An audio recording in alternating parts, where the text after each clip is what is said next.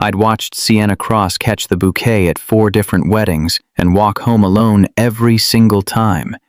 And at the 5th one, I made a joke I'd been making for 3 years without ever meaning it the way I meant it that night. "At this rate," I said, "you're never getting married." It was the kind of thing I'd said before, a running bit between us, the specific shorthand 2 people develop when they've spent 3 years sitting next to each other at the same conference table and have run out of original material. Sienna catching bouquets and going home solo was a recurring joke by now, one she usually fired right back with something about my own dating record, which was not exactly a triumph either. This time she didn't fire anything back. She looked at the bouquet in her hands. White roses and something blue tucked in, already starting to wilt under the reception lights. And her face did something I hadn't seen it do before. The color came up slowly, deliberate. The way embarrassment arrives when it's mixed with something else underneath it. "What if I married you?" she said. The band kept playing. Someone at the next table laughed at something unrelated. The whole reception hall continued exactly as it had been, oblivious to the fact that something had just shifted at our table that neither of us was prepared for. I set down my drink. "Sienna, forget it." She looked at the bouquet again, not at me. "That was a joke, obviously. Same energy as yours." It had not sounded like the same energy as mine. I knew the difference between a joke and the thing underneath a joke. I'd spent 3 years watching her use humor as a kind of armor, the quick deflection she reached for whenever something got close to real. This had been close to real. I just didn't know yet what to do with that information. "My name is Logan Reed. I'm 33 years old. I work as an auditor at a mid-sized accounting firm in Charlotte, North Carolina. The kind of job people make jokes about at parties, usually some variation of must be exciting delivered with a smirk. And I've gotten reasonably good at responding to those jokes without taking the bait. I'm good with numbers because numbers are consistent. They don't change their answer depending on how you ask the question. I had found over the years that I appreciated this quality more than most people appreciated it in me. Sienna Cross worked in marketing, 3 floors up from my department, and we'd met at a company retreat 3 years earlier during an exercise designed to build cross-departmental relationships that had mostly succeeded in making everyone deeply uncomfortable except, apparently, the 2 of us. We'd ended up partnered for a trust exercise that involved one person describing a shape using only words while the other tried to draw it. And Sienna's descriptions had been so deliberately, hilariously unhelpful that I'd laughed harder than I had in months. We'd been close ever since, in the specific way coworkers become close when the friendship doesn't have an obvious romantic frame around it yet. Lunch most days, a running group chat full of terrible jokes, the kind of familiarity that lets you say almost anything to someone without either of you treating it as significant. The friendship had deepened in small increments over 3 years, the way most real friendships do, not through any single dramatic event, but through hundreds of unremarkable Tuesday lunches, the accumulation of inside jokes that meant nothing to anyone else, and everything to the 2 of us. She'd been the first person I called when my grandmother died 2 years ago, not because we were officially close enough for that kind of call yet, but because some instinct in me had reached for her before I'd consciously decided to. She'd shown up at my apartment within the hour with takeout neither of us ate, and just sat with me while I didn't talk much. I'd returned the favor in smaller ways over the years, covering for her on a project when her father had a health scare, sitting through 3 different terrible dates she'd debriefed afterward with the specific outraged humor she brought to bad romantic experiences, learning her coffee order well enough that I sometimes brought it to her desk without being asked. None of this had registered to me as anything beyond friendship. That was the strange part, looking back.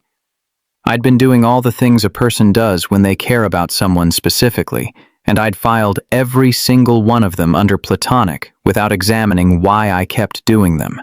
Except apparently, some things had been more significant than I'd let myself notice.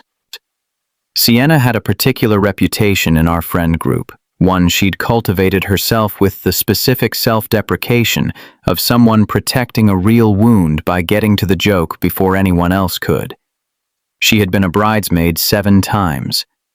She had caught the bouquet at 4 of those weddings, which by any reasonable statistical measure should have meant something, except it never did. She went to every wedding solo, danced with the other bridesmaids, gave toasts that made people cry in the good way, and then went home alone every single time while everyone else paired off into the specific romance that weddings tend to manufacture in people who weren't even looking for it. "I'm always the placeholder," she'd told me once, a year into our friendship, 2 drinks into someone else's open bar. The funny friend who makes the reception more fun. Never the actual point of the day. I hadn't known what to say to that at the time. I'd made a joke instead, because that's what we did with each other. And she'd laughed, and the moment had passed, and I'd thought about it for considerably longer than the moment itself had lasted. I'd started noticing, after that conversation, the specific pattern of her wedding attendance. She always RSVP'd alone, even when a +1 was offered. She always gave the best toast. Genuinely, the kind that made people tear up, full of specific memories and real affection. And then she always left before the last song, the unofficial signal that the night was wrapping up for the people who'd arrived in pairs and were heading home to continue being pairs. I'd asked her once why she never brought anyone. She'd said dating felt like a part-time job she didn't have the bandwidth for on top of her actual job, which was a perfectly reasonable answer that I'd accepted without pushing further. Because pushing further would have required me to examine my own reasons for caring about the answer. The 4th bouquet catch had been at a colleague's wedding 8 months before, the one where everything changed.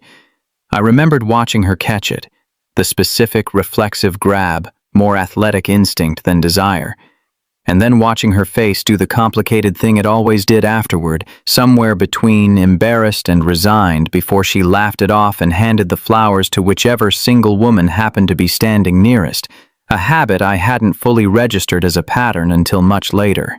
She never kept those first 3, or so I'd thought, until the wooden box. That night ended the way most of our nights together at other people's weddings ended, separately. She had a ride with another bridesmaid, I'd driven myself, but she texted me before I'd even gotten my car out of the venue parking lot.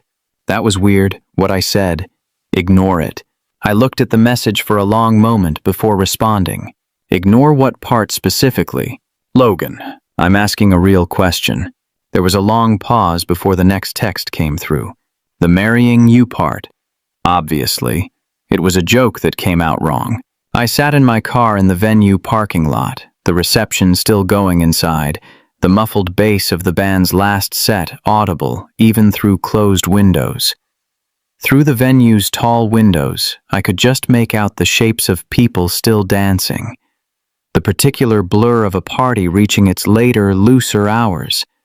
Everyone slightly less careful than they'd been at the start of the evening. I thought about Sienna walking out of there alone in a few minutes, the way she always did, climbing into someone else's car because she'd come solo as she always did. And something about that image, true for the 5th time in a row now, sat uncomfortably in my chest in a way it never quite had before. What if it wasn't wrong? I typed, then deleted it, then typed it again, then deleted it again.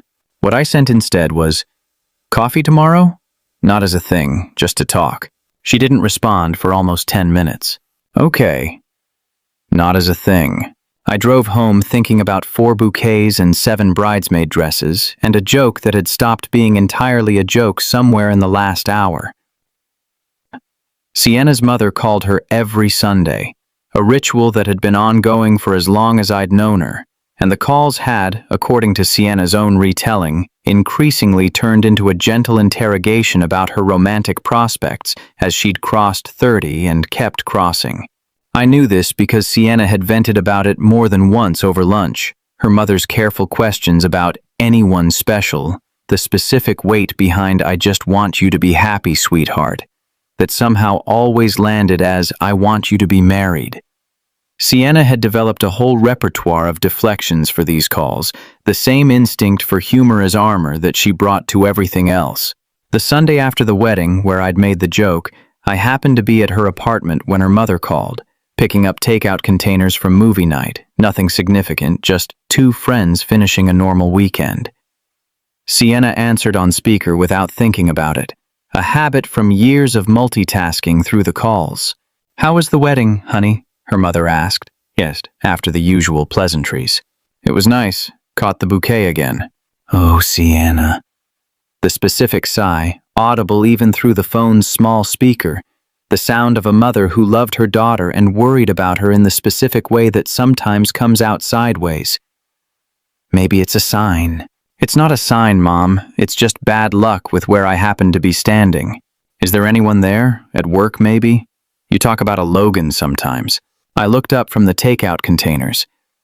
Sienna's face had gone a specific shade of pink that had nothing to do with the call's content and everything to do with my presence in the room for this particular question. "Logan's a friend, Mom. You talk about him a lot for just a friend." "Mom."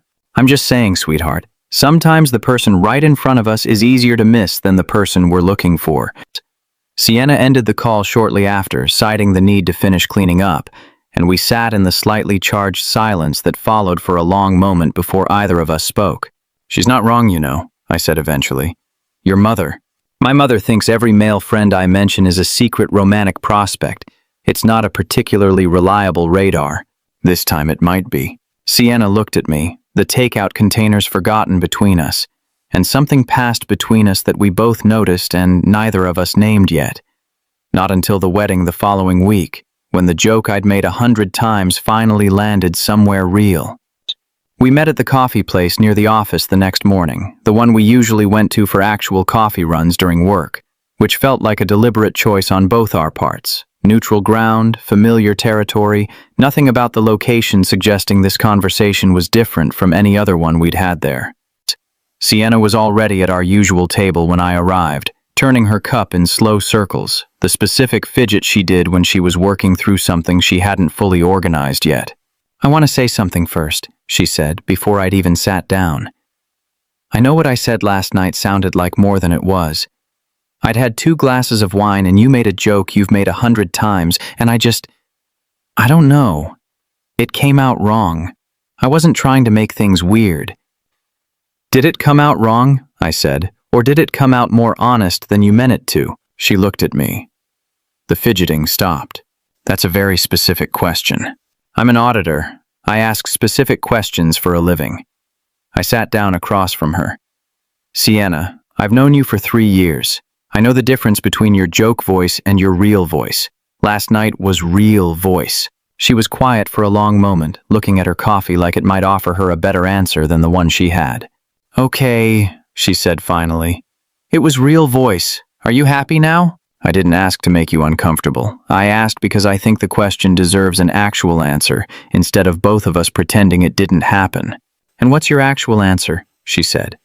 "To the question, what if you married me?" I had been thinking about this since approximately 11:40 the previous night, lying awake longer than I wanted to admit, running through 3 years of lunches and group chats and conference room banter with the specific scrutiny I usually reserved for a balance sheet that didn't add up. "I don't know," I said honestly, "but I know I haven't stopped thinking about it since you said it. And I know that's not nothing." Sienna's hands went still around her cup. "That's a very auditor way of almost answering a question," she said. "It's the most honest version I have right now." She looked at me for a long moment, something working behind her eyes that I couldn't fully read. "I've been the funny bridesmaid for 7 weddings, she said quietly. "I make the toast, I catch the flowers, I go home alone, and everyone thinks that's just my personality. Like I chose it. Like being the placeholder is a character trait instead of just what happens when nobody ever looks at you the way they look at the bride." "I look at you," I said. The coffee shop's ambient noise continued around us. The espresso machine, someone's laugh from the counter, the ordinary Tuesday morning sounds of a place that had no idea it was hosting something significant. "How do you look at me?" she asked. I thought about the trust exercise 3 years ago. The terrible shape descriptions. The laugh that had cracked something open in me that I hadn't examined closely since. I thought about 3 years of lunches where I'd somehow always made sure to have a free hour when she did. I thought about the bouquet from the night before. White roses and something blue, already wilting. Like someone I should have said something about a long time ago, I said. and didn't because saying it felt riskier than not saying it, which now that I'm actually saying it out loud sounds like a fairly cowardly way to spend 3 years. Sienna's expression cracked slightly. Not into a smile exactly, more like the specific give of someone who has been braced for one outcome and is recalibrating in real time for a different one. "You called my grandmother dying thing," she said quietly. "When you came over, you didn't have to do that. We weren't even officially close friends yet, by most people's definition." "I know. Why did you?" I thought about that night. The specific instinct that had made me reach for my phone and call her instead of any of the people I'd technically known longer. I don't know. The same reason I made sure to learn your coffee order. The same reason I always seemed to have a free hour when you did. I looked at her steadily. I think I'd been choosing you in small ways for a long time without admitting that's what I was doing. That's a very specific realization to have over coffee on a Tuesday. I'm an auditor. I notice patterns. I'm just slow to admit what they mean sometimes. "Logan," she said. "Yeah, I need you to be sure. Not coffee shop Tuesday morning sure. Actually sure. Because I've spent 7 weddings being the consolation prize, and I would rather stay the funny single friend forever than be someone's almost sure mistake." "I understand that. Do you?" "I do." I held her gaze steadily. "I'm not going to pretend I have this fully figured out in 12 hours, but I know the difference between curiosity and certainty, and what I'm feeling right now isn't curiosity." She studied me for a long moment, the coffee shop continuing its ordinary Tuesday morning around the very extraordinary conversation happening at our corner table. "Okay," she said finally. "Then we figure it out, slowly. No more jokes about it until we're sure they're not jokes anymore." "Deal," I said. The weeks that followed had a particular texture, careful, deliberate, both of us navigating something that used to be effortless and was now charged with the specific weight of consequence.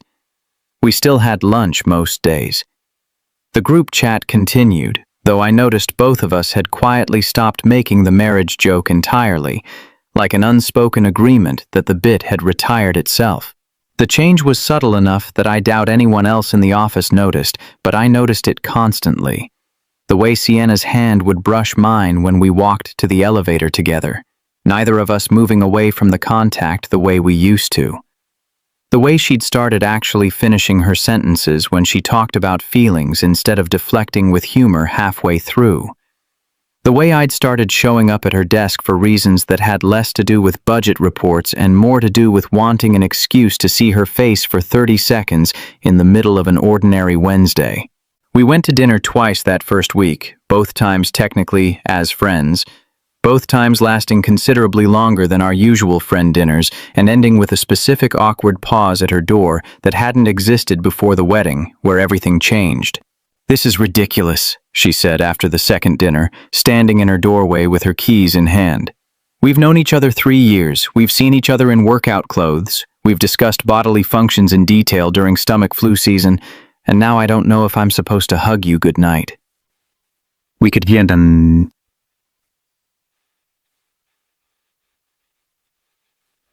I offered. "That feels like it would complicate things. Everything about this is already complicated, Sienna."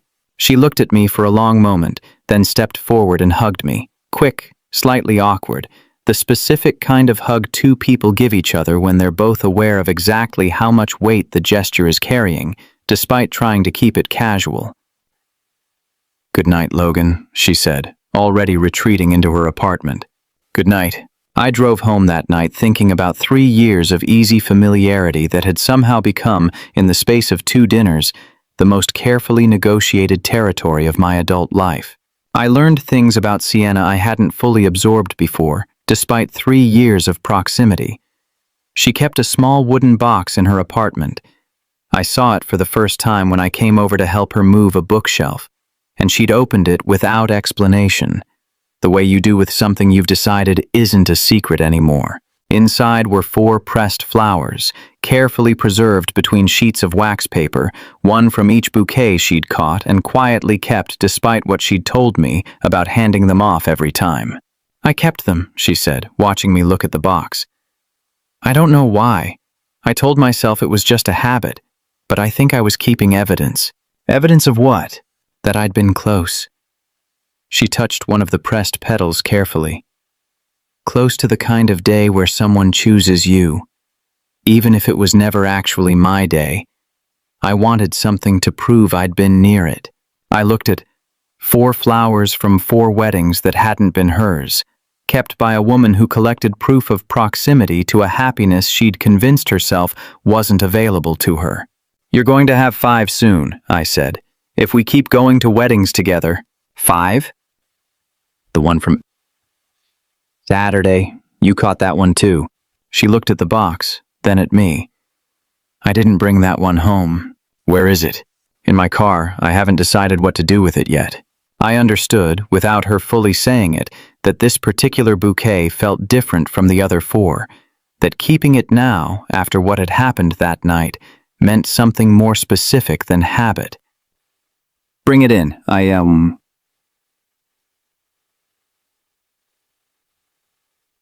When you're ready." She was quiet for a moment, turning the bookshelf shelf she'd been holding over in her hands like it required her full attention. "I never told anyone about the box before you," she said. "Not even Priya, and she's known me longer than you have." "Why me?" "Because you're the only person who's ever asked what something meant instead of just laughing along with the joke version of the story." She set the shelf down carefully. "Everyone else thinks the bouquet thing is funny. A running bit. You're the first person who looked at it and saw what it actually was." "Wow, what is it actually?" She considered the question with the same care she gave to most things that mattered. "Proof that I keep almost getting there," she said. 4 times.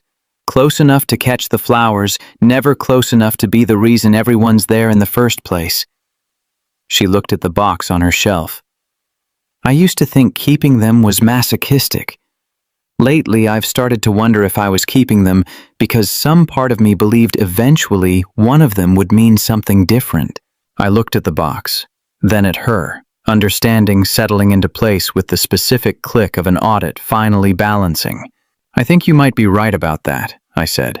She looked at me for a long moment, and neither of us said anything else about it that evening. But something had shifted in the room that hadn't been there when I'd arrived to help with a bookshelf. Marcus from finance asked Sienna out on a Thursday. This was 3 weeks into whatever Sienna and I had quietly become.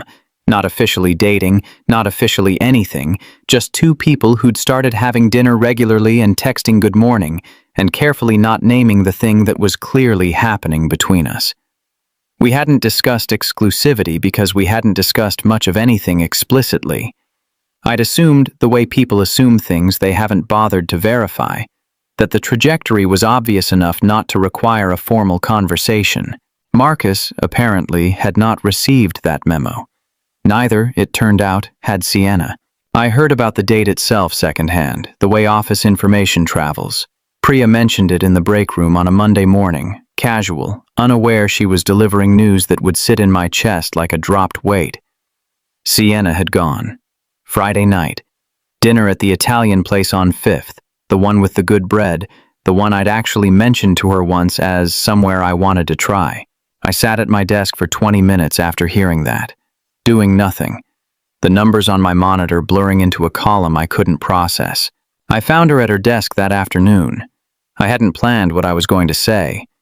I rarely operated that way, careful, considered, the auditor who checked his figures twice before presenting them. But something about Friday night and the Italian place with the good bread had short-circuited my usual process entirely. "You went out with Marcus," I said. Not a question. Sienna looked up, and something in her face told me she'd been expecting this conversation, had maybe even rehearsed parts of her side of it. I did. "How was it?" "Logan, how was it, Sienna? I'm asking a real question, not a polite one." She set down her pen with the particular precision she brought to things she was handling carefully. "It was fine. He's nice. We talked about his sister's wedding and his dog and nothing that mattered." She looked at me steadily. "I came home and didn't think about him again. Not the way you're imagining." "Then why did you go?" "Because you and I haven't said anything to each other, Logan. Not really. We've had 2 dinners that felt like more than friendship and a conversation in a coffee shop that felt like the beginning of something. And then 3 weeks of you being so careful about being sure that I started to wonder if sure was actually code for not sure enough to say so. Her voice had an edge to it I hadn't heard before, not anger exactly, more like exhaustion with a very specific cause. I am 31 years old. I have spent 8 weddings being the consolation prize. I wasn't going to spend 3 more weeks being someone's maybe while he worked up the nerve to be definite. The break room noise down the hall continued, oblivious. I felt something in my chest that was sharper than the jealousy I'd anticipated feeling. Something closer to the specific panic of watching something you didn't realize you already considered yours start to genuinely slip. So this is my fault, I said quietly. I'm not assigning fault, I'm telling you why I said yes to a perfectly nice man who deserves someone who actually wants to be there, which I clearly didn't, since I spent the entire dinner comparing him to you and finding him lacking in ways that have nothing to do with him and everything to do with the fact that I've apparently already decided something you haven't gotten around to deciding yet. I sat down slowly in the chair across from her desk, the same chair I'd sat in 100 times over 3 years for entirely unremarkable reasons. And for the first time in 3 years it felt like the most consequential chair in the building. Sienna, I am sorry. I've been so careful about not rushing this that I think I rushed straight past the part where you needed to actually hear something from me. I held her gaze, no hedge left in my voice. I haven't been unsure. I've been scared. Those aren't the same thing, and I let you live in the gap between them for 3 weeks, and that wasn't fair to you. She was quiet for a long moment, studying me with an expression that had softened slightly, but hadn't fully unguarded itself yet. What are you actually feeling? She said. Right now. Not the careful audited version. The real one. Terrified, I said. That I almost lost the chance to say this because I was too busy being responsible about timing. And furious at myself for letting you sit through a dinner with Marcus, wondering if you'd misread something that was never actually in question for me. I exhaled. And underneath both of those things, certain, completely certain in a way I haven't let myself say out loud yet because saying it felt like too much, too fast after only 3 weeks of admitting anything at all. Sienna's eyes were bright in a way that hadn't been there a moment before. Say it, she said. The certain part, properly. Tonight, I said, not in an office chair, properly. Logan, tonight, Sienna, I promise you won't be wondering by the time I'm done. She held my gaze for a long moment, something settling into place that looked like relief finally arriving after weeks of careful, guarded waiting. Okay, she said softly. Tonight. I didn't tell her what I was planning. I'd thought about grand gestures and dismissed most of them as performances that would have said more about my own anxiety than about her. What I settled on instead was smaller, and I hoped more honest. I picked her up from her apartment that evening, and instead of a restaurant, I drove us to the small park near her building where we'd sometimes walk during lunch breaks when the office got too loud to think in. The evening was clear, early autumn, the specific light that comes right before dusk fully arrives. This isn't a restaurant, she observed. No. Logan, if you're about to do something dramatic in a public park, I need you to know I will be both moved and deeply embarrassed simultaneously. I'll try to keep the embarrassment to a minimum. I'd stopped at the florist near my apartment that afternoon, not the elaborate kind of arrangement a wedding bouquet usually was, just a simple bunch of white roses with a few blue flowers tucked in, deliberately echoing the bouquet from 5 weddings ago without trying to recreate it exactly. I held it out to her. Sienna looked at the flowers, then at me, understanding arriving slowly across her face. Logan, I know it's not a wedding, I said. I know there's no bridesmaid dress and no band playing and no toast that makes people cry, but I wanted you to have flowers from someone who's actually choosing you. Not catching you by accident because you happened to be standing in the right spot when the bride turned around. She took the bouquet with both hands, the way she'd taken 4 others before this one. Except her hands were shaking slightly this time, in a way they hadn't at any of the weddings. This is either the most romantic or the most accountant thing anyone's ever done for me, she said, her voice not quite steady. giving someone flowers as a deliberate counter-argument to a joke. I contain both qualities. I've made peace with that. She looked at the bouquet, then at me, and something in her face that had been guarded for 3 years, maybe longer, maybe since the first bridesmaid dress, finally let go of whatever it had been holding on to. "Ask me," she said. The question. Properly this time.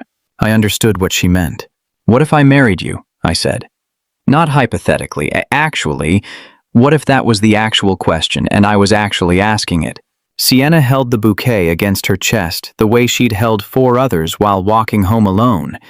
Except this time she wasn't walking home alone. And this time the flowers had come from someone who'd chosen her on purpose. "Then I'd say yes," she said. "Eventually, when you actually ask properly, with an actual ring, at an actual time that isn't us standing in a park because you got jealous of Marcus from finance. Marcus from finance did me a favor. Don't tell him that. He'll never let it go." I laughed. She laughed. The park held both of us in the last of the evening light, and for the first time in longer than either of us probably wanted to admit, neither of us reached for a joke to cover what we were actually feeling. I proposed properly 6 months later, on a weekend trip we'd taken specifically, so I could do it somewhere that wasn't the office, the park, or any venue connected to someone else's wedding. I'd spent considerable time selecting a ring, applying the same methodical research to the decision that I applied to everything else in my life, cross-referencing reviews and consulting with Priya about Sienna's style without ever explaining why I needed to know, until I found something that felt unmistakably like her. She said yes before I'd finished the full sentence, which she later admitted was technically against proposal etiquette, but which I'd found more honest than any rehearsed response could have been. We got married the following autumn, an actual wedding, with an actual ring I'd taken considerably longer to choose than I'd taken to choose the flowers in that park, and an actual ceremony where Sienna was, for the first time in 8 tries, not a bridesmaid, but the entire point of the day. Sienna's mother cried during the ceremony, the specific happy crying of a parent who has spent years gently worrying through Sunday phone calls and finally gets to stop. Afterward, during the reception, she found me near the bar and held both my hands in hers for a long moment. "I told her, she said, about the person right in front of her." "I heard that call," I admitted. "I was standing right there." "I know you were. I could hear it in how quiet the room got." She smiled, the specific knowing smile of a mother who'd seen something coming before either of the 2 people involved had let themselves see it. "Took you both long enough." In fairness, I made the joke for 3 years before I meant it. Some of the best things take 3 years of jokes first. She patted my hand once more before moving on to find her daughter, leaving me at the bar thinking about Sunday phone calls and radars that turned out to be more reliable than anyone had given them credit for. She caught nothing that day. There was no bouquet toss at our wedding. Sienna had specifically requested it be skipped, and when I asked why, she'd said, "I've caught enough bouquets for one lifetime. I don't need to catch my own." Instead, she kept hers. The wooden box at home now held 5 pressed flowers instead of 4. The 5th one finally retrieved from her car and added properly. The bouquet from the night I'd made a joke I hadn't meant to mean, sitting now beside her actual wedding bouquet, which she pressed and added as a 6th. 6 now, she told me the night after the wedding, looking at the box. "But this one's different from the others." "How so?" "The first 5 were all evidence that I'd been close. This one's not evidence of anything." She closed the box gently. "This one's just proof that eventually someone chose me on purpose." I looked at the box, at 6 flowers spanning years of weddings that weren't hers until the one that finally was, and thought about a joke I'd made without meaning it the way I eventually came to mean it. "For what it's worth," I said, "I think I started choosing you a lot earlier than that night at the wedding. The grandmother phone call, the coffee orders, all of it. I just didn't have the vocabulary yet to call it what it was."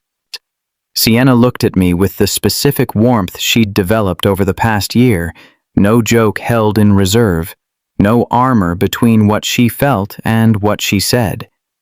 The version of her that used to deflect with humor the moment something got close to real had, somewhere in the past 12 months, simply stopped needing to. "I know," she said. "I think I'd been hoping you would, for longer than I let myself admit too." I thought about the joke one more time. 3 years of saying it without weight, and the one night it had finally landed on something true. I spent 3 years joking that no one would ever marry her. Turns out I was just afraid she'd want it to be me, and I wouldn't know what to do with an answer that big. I knew what to do with it now. What would you have done if a joke you'd made 100 times finally landed somewhere real, and the person across from you answered it like she actually meant it? Have you ever realized, too late or just in time, that you'd been choosing someone all along without saying it out loud? Tell me your story in the comments. If you liked this one, leave a like, subscribe, and I'll see you in the next video.